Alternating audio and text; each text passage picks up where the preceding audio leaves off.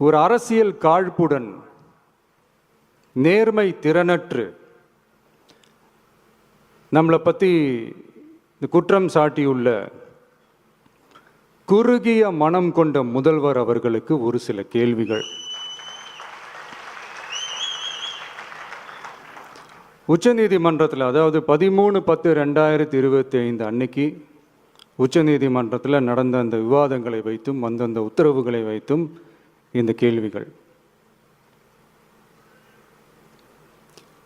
இப்படி பொய் மூட்டைகளாக நம்மளை பற்றி இந்த அவதூறுகளை அவிழ்த்து விட்ட முதல்வர் அவர்களுக்கும் திமுக அரசுக்கும் சார்பாக கோடிகளை கொட்டி அமர்த்தப்பட்ட அறிவார்ந்த வழக்கறிஞர்கள் அவங்க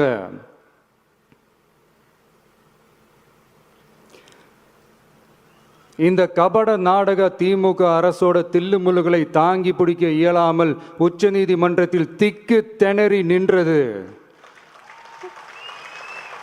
முதல்வர் அவர்களுக்கு மறந்துவிட்டதா?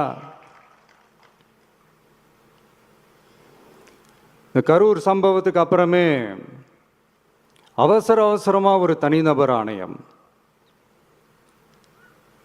அந்த தனிநபர் ஆணையத்தை அவமதிக்கிற மாதிரி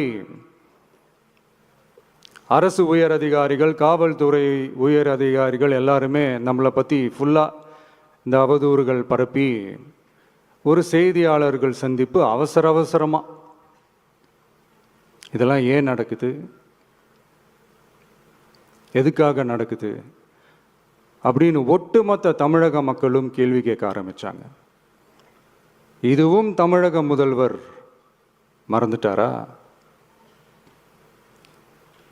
அதுக்கப்புறம் அந்த தனிநபர் ஆணையத்தை தலையிலேயே கொட்டி வீட்டுக்கு அனுப்பிச்சிட்டாங்க, அது வேறு விஷயம்.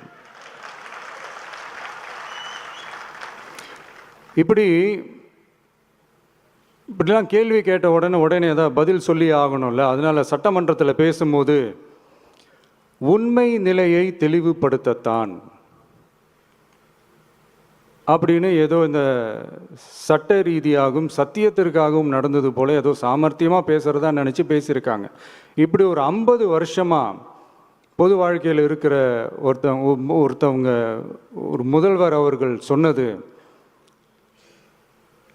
எவ்வளவு பெரிய ஒரு வடிகட்டின பொய், சப்பை கட்டுன்னு நான் சொல்லலை, உச்ச நீதிமன்றம் சொல்லியிருக்கிறாங்க.